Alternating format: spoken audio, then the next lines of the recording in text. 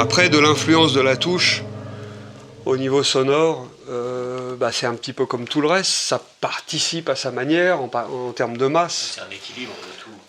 Voilà, c'est ça. Mais que ce soit de l'érable, la raideur peut-être de la touche peut participer un petit peu, mais encore une fois, il n'y a pas forcément de valeur absolue. C'est pas, on cherche pas, on va pas que dans un seul sens. C'est pas parce qu'un bois va être plus raide que ça va sonner mieux, ça doit être ni un inversement. équilibre à la fin. Donc. C'est un équilibre et un cocktail. Ce qui m'a vraiment vrillé la tronche en posant mes doigts dessus, c'est une parlore, elle est petite, et les graves qui sortent de ce truc, c'est quand même très étonnant par rapport à la taille. Je sais pas pourquoi, mais on se dit, tiens, c'est gros, je vais avoir des graves. Mais c'est pas tout à fait vrai, parce que là, il y a quand même des magnifiques graves.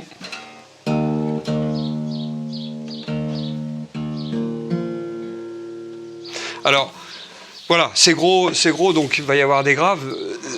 Non, il faut de l'air, il faut beaucoup d'air, il faut beaucoup de volume. Il en faut plus pour exprimer les basses fréquences que les aigus. Ça c'est un fait établi.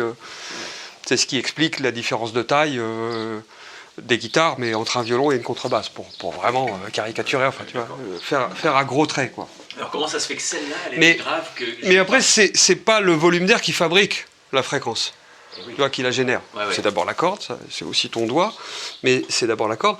Et ensuite, la table d'harmonie. Enfin, le chevalet transmet à la table d'harmonie, et la table d'harmonie amplifie.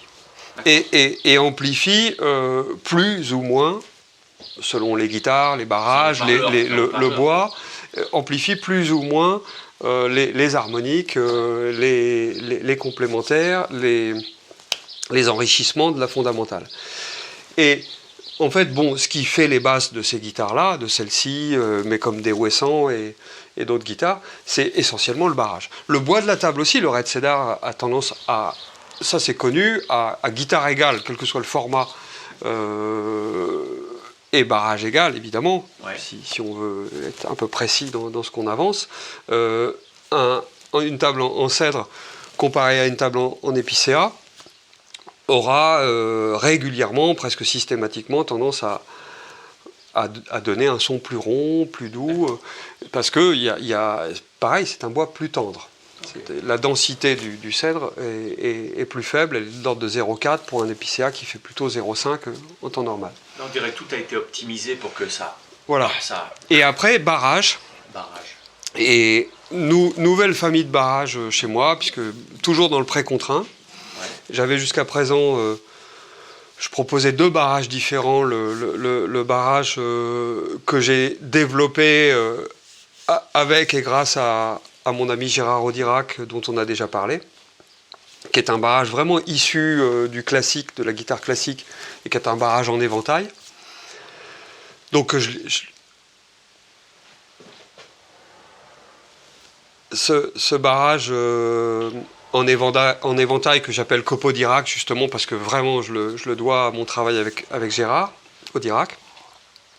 Ça a été mon premier type de barrage avec cette dimension pré-contrainte dont on a déjà parlé, le barrage pré-contraint qui fait ressort sous la table. Deuxième barrage pré-contraint que je développe depuis des années, enfin que j'utilise et que j'améliore de guitare en guitare, c'est le barrage que j'ai appelé Spider, qui est parce qu'effectivement il me fait penser à une araignée et que il est très inspiré du barrage en X, de la tradition des barrages de guitare folk, un peu à la Martin, avec cette croix centrale et puis des barres d'harmonie complémentaires. Et là, le tout dernier que j'avais déjà expérimenté dans une guitare qui est là-haut aussi, que je vais te faire essayer, un peu en comparaison de celle-ci, qui a une table en épicéa justement. Donc tu verras, tu pourras sentir cette subtilité.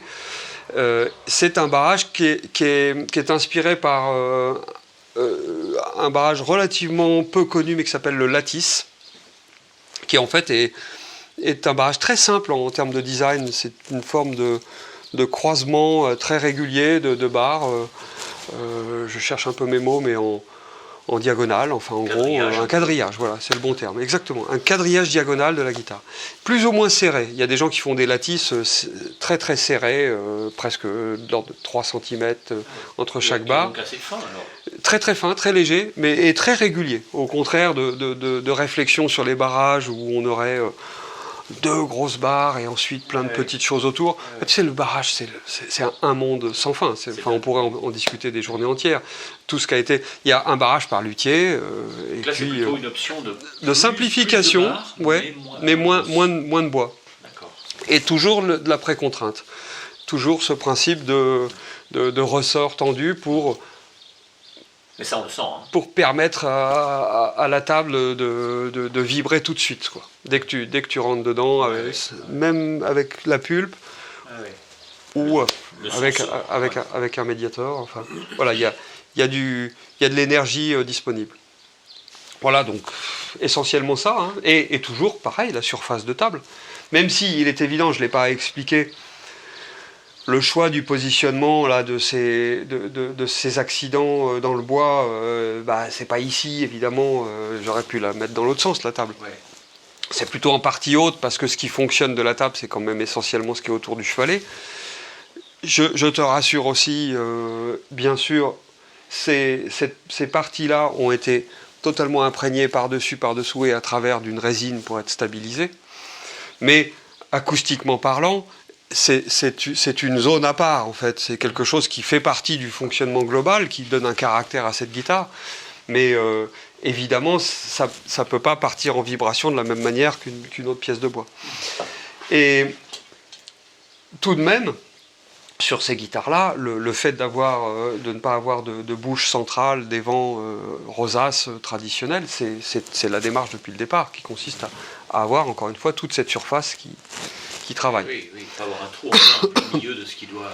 Donc là, pour le coup, c'est pas tellement une histoire de volume d'air, mais c'est une histoire de surface de plaques vibrantes, qui fait que, là encore, ça favorise l'expression du bas, quoi, des basses fréquences.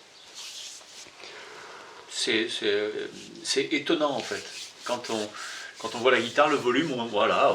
Mais en fait, ce qui se passe dans la sensation, parce que moi, il n'y a que ça qui me... C'est mon critère, c'est la sensation, hein. Quand on joue, la sensation est complètement...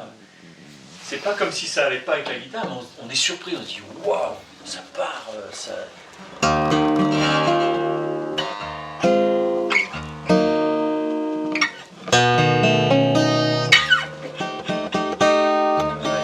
Bon, c'est pas à moi de la jouer, hein, c'est à toi.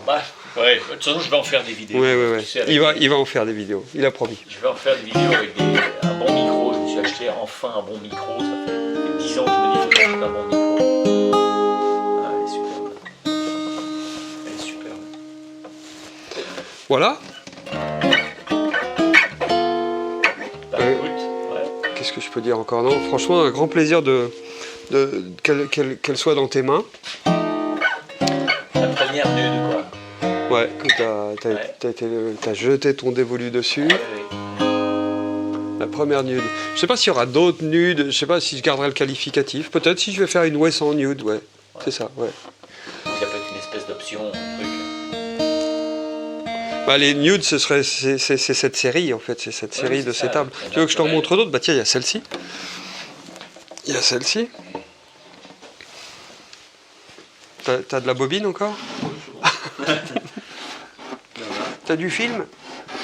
Je recadre un peu, pour que tu sois un peu pas coupé dans la tête.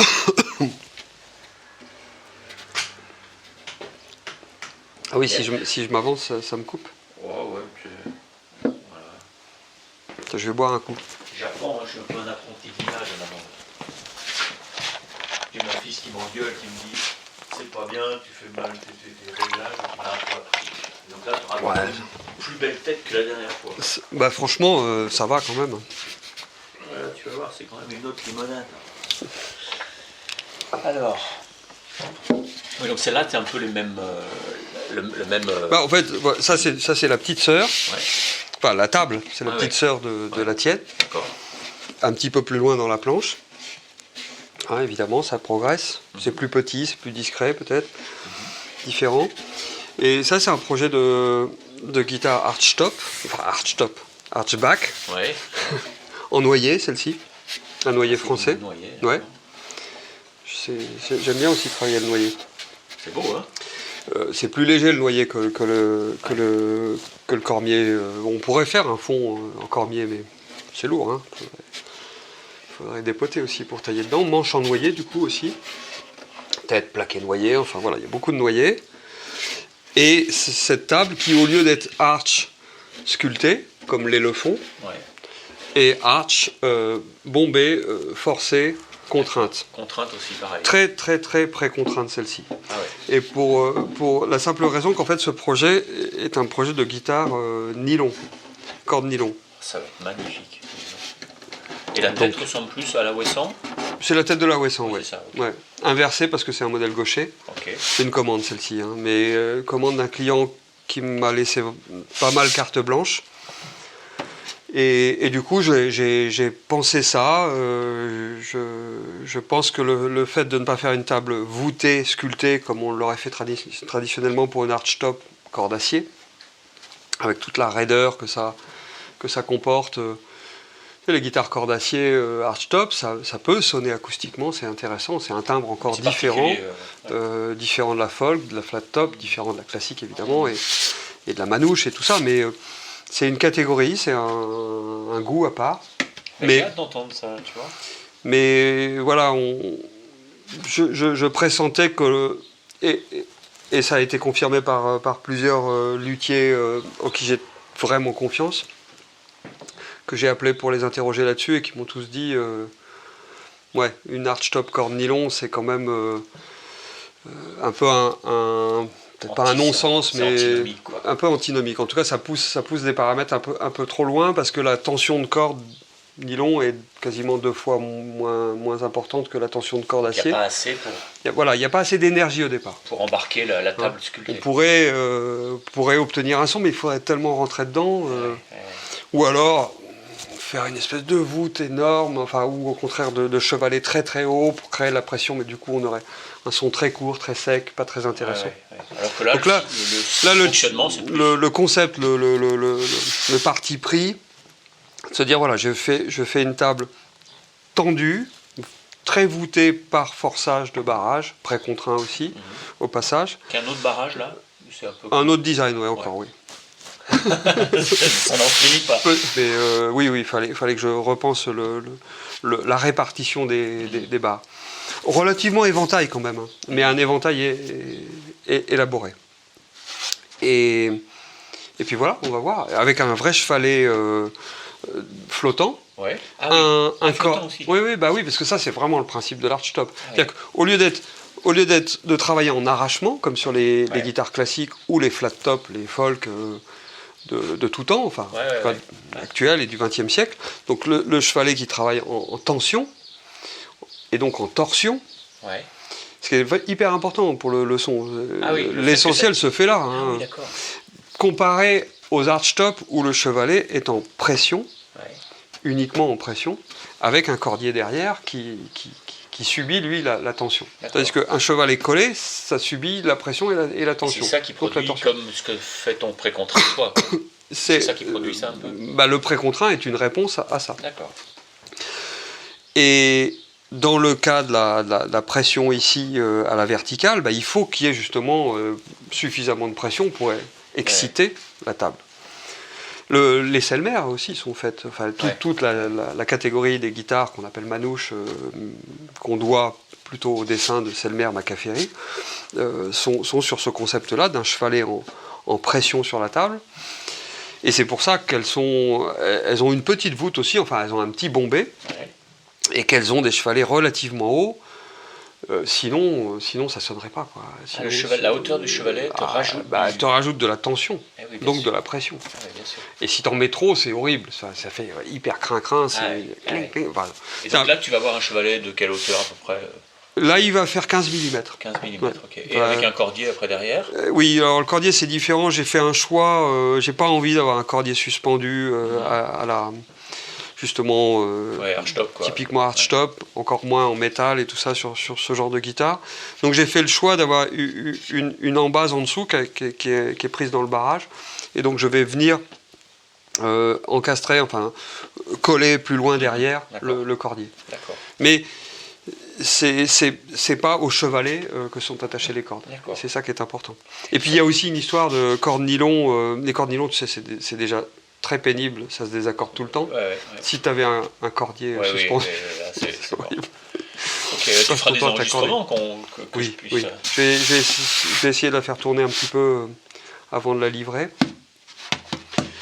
Et voilà, un peu petite épaisseur d'éclisse parce que modèle Archtop, enfin ça fait 8 cm, 80 mm. Un manche hybride à la demande du client, un 48. Mais voilà, je peux la faire en 46, je peux la faire en 44, oui, en de toute 50. Façon, après les gens, ici, selon leurs préférences, après tu bosses avec eux sur des trucs, quoi. Mais j'ai bon espoir. Bah, je suis pressé de l'écouter, je suis vraiment pressé de la monter. On dirait, hein. D'ici 2 semaines à peu près, quoi. Ah, 2 semaines, là, ce sera... 2 semaines si j'arrive à bosser, quoi. Ouais, c'est ça. Si t'as pas des grands couillons qui viennent te poser des questions. Si c'était que ça, ça irait. Yes, super. Voilà.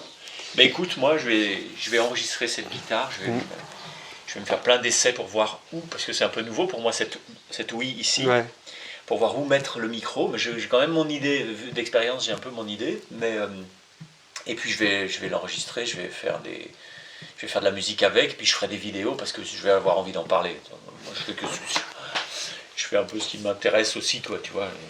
Hein. Ben ouais, on a cette chance. Il n'y a pas que les gens, il y a aussi moi, j'ai envie de faire ça. Ben, oui, mais c'est les deux en fait. Tu le fais pour des gens, les gens te renvoient un contentement, et qui comporte des fois un peu, qui oriente une demande, mais ça booste ta créativité, ça booste... Si moi je me fais plaisir, alors il y a bien des gens à qui ça fera plaisir. Oui. C'est ça le principe. Hein. Aussi, parce que justement, tu mets de la joie, en fait. Tu mets, de la bonne énergie. Gratte, avec cette gratte. Et les amis, avec cette guitare, je m'amuse grave. Ça va être chouette. Hein. Ben merci. C'est moi qui te remercie pour ta confiance. Bah écoute, pour pas avoir confiance, ça va être couillon. Hein.